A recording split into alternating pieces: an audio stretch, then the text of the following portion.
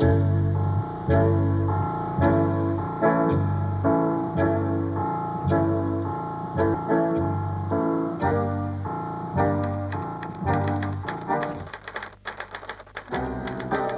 abierta de un escritor a la Junta Militar. 1. La censura de prensa, la persecución a intelectuales, el allanamiento de mi casa en el Tigre, el asesinato de amigos queridos y la pérdida de una hija que murió combatiéndolos son algunos de los hechos que me obligan a esta forma de expresión clandestina después de haber opinado libremente como escritor y periodista durante casi 30 años. El primer aniversario de esta Junta Militar ha motivado un balance de la acción de gobierno en documentos y discursos oficiales, donde lo que ustedes llaman aciertos son errores, los que reconocen como errores son crímenes, y lo que omiten son calamidades.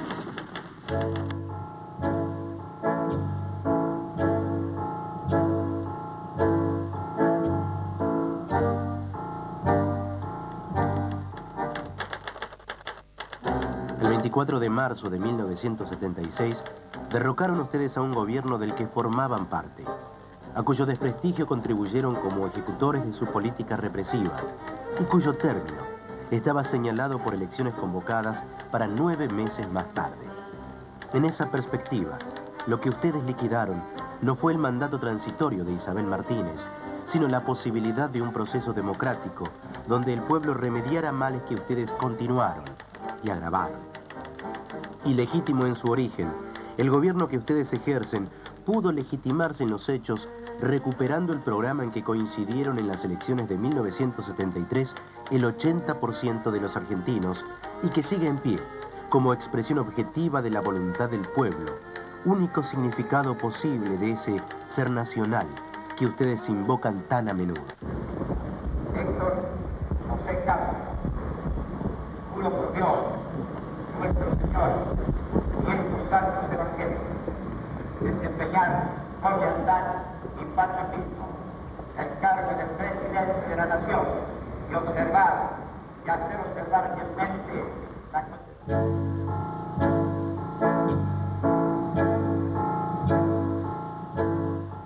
Realmente a mí siempre su recuerdo me conmueve mucho, porque debo decirle una cosa, si yo comparo con todos los amigos y todos los...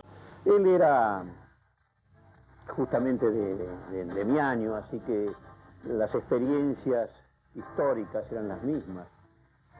Pero yo sí lo podría sintetizar, digo que fue el mejor de todos de nuestra generación. Porque además de su claridad, de su inteligencia, de su bondad, bueno, tenía tuvo ese compromiso y lo llevó hasta el final, ¿no?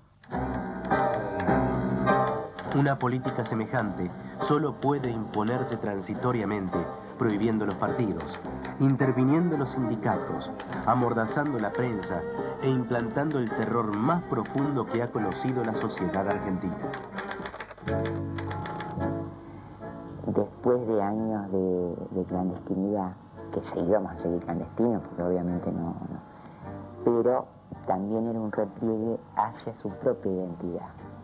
Después de años de militante clandestino, él iba a empezar a producir lo que llamaba las cartas polémicas y las iba a firmar con su nombre, es decir, recuperaba su identidad y recuperaba, digamos, la especificidad de sus oficios en ese sentido.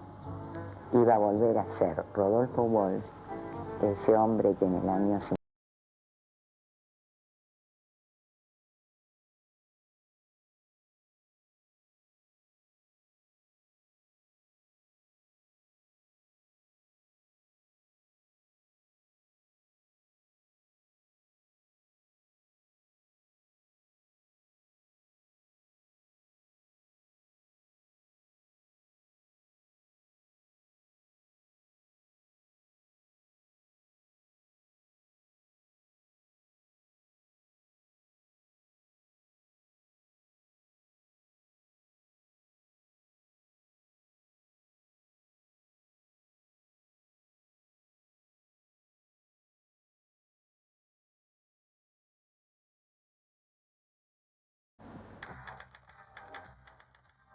15.000 desaparecidos, 10.000 presos, 4.000 muertos, decenas de miles de desterrados son la cifra desnuda de ese terror.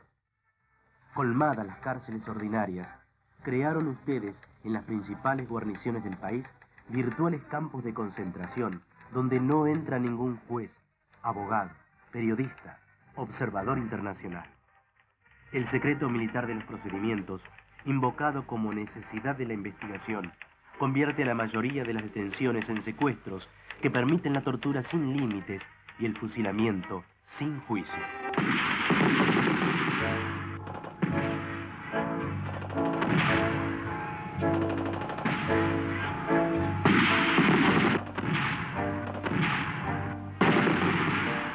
La primera de las cartas polémicas iba a ser una carta a la Junta Militar, al cumplirse el primer año del gobierno de la Junta Militar. Y esa carta, en realidad, esa carta es una... cada párrafo casi es una síntesis de discusiones muy de fondo. Él va ahí a la denuncia explícita, ¿sí? Ese es su extremo. Digo, en función de esa denuncia, ¿qué palabras, qué...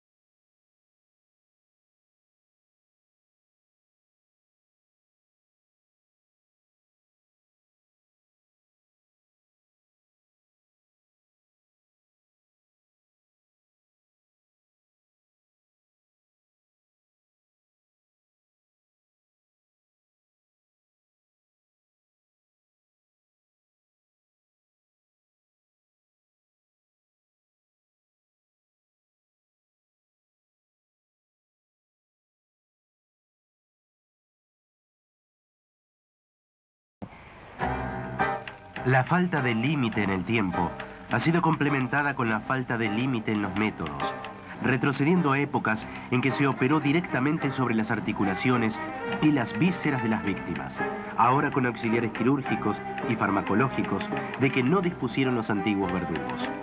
El potro, el torno, el despellejamiento en vida, la sierra de los inquisidores medievales reaparecen en los testimonios junto con la picana y el submarino, el soplete de las actualizaciones contemporáneas. La carta se iba a distribuir de la misma manera que distribuimos cadena informativa.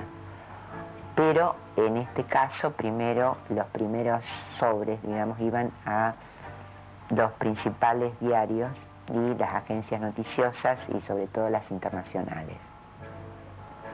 Entonces, bueno, salimos con las copias de esa carta y yo llevaba 5 para distribuir, Rodolfo otras 5 para distribuir, para echar en buzones, ¿no? Porque tampoco íbamos se usaba el correo.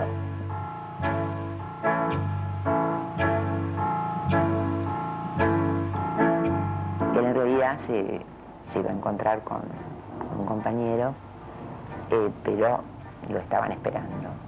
Es decir, la carta no se llegó a distribuir. Yo las despaché por los correos y creo que Rodolfo alcanzó a ir a un buzón y tirar 2, porque más de 2 por buzón no se tiraba, había que recorrer toda la ciudad, ¿no? Porque si no, si había 5 podían... Así que sé que una de las que tiró él, sé que una tiró porque estaba en el archivo de Clarín, es decir, llegó a Clarín esa carta. El 29 de septiembre del 76, que muere mi hermana combatiendo, que pertenecía a la organización Montoneros, además del el dolor que era esta pérdida. En medio de toda esta situación, él a solas, en una charla en la cual no hay testigos, él me dice a mí que él está orgulloso de haber llegado a ser finalmente un combatiente. Y esto me lo está diciendo en octubre o en noviembre de 1976. No, él siempre me decía que lo estaban buscando desde mucho antes de este asunto, ¿no? Él tenía una especie de, yo diría hasta de orgullo de que lo estuvieran buscando, ¿no? No, la última vez que lo vi fue cuando murió mi madre, que fue en el 74. Y ahí fue donde él me dijo que durante un tiempo mejor no me iba, porque él venía a casa, ¿no? No me iba a ver porque tenía la sospecha de que me iba a comprometer. Y no quería producirme ningún daño. Por un lado, el haber resuelto finalmente aquella pregunta de la cual hablábamos hace un rato, si él podía o no podía transformarse en un combatiente, digamos, de intelectual comprometido a militante de una organización político-militar que se llamaba Montoneros en lucha contra la dictadura de Videla, Macera y Agosto. Y creo que esto se resuelve positivamente. Mi padre me dice a mí que él es un combatiente. Esto me interesa aclararlo, porque los chicos preguntan, bueno, pero era un intelectual, era jefe del servicio de inteligencia, ¿qué es un servicio de inteligencia? Descifraba cables, recortaba material de periódicos, hacía un archivo. Bueno, no, sí, todo eso, pero además era un combatiente. Y además está orgulloso de poder serlo. Al mismo tiempo yo creo que Walsh murió como del mejor modo que puede morir alguien que hace la elección política que él hizo, ¿no es cierto? Que él murió defendiéndose, él murió peleando, ¿no es cierto? Y por lo tanto no debemos pensarlo como a una víctima, debemos pensarlo como a un héroe. Más allá de que yo esté seguro de que su decisión política estaba equivocada. En realidad ya en el año 70 le habían propuesto a Rodolfo los compañeros de la FAP, Fuerzas Armadas Peronistas, le habían propuesto ser combatiente. Y él lo pensó durante 3 días y les contestó a los compañeros que no se sentía capaz de asumir ese nivel de compromiso militante. Y se producen una serie de encuentros familiares donde mi papá era el mayor, porque inclusive su nueva mujer, que era Lilia, era una par nuestra, por una cuestión de edad, y así la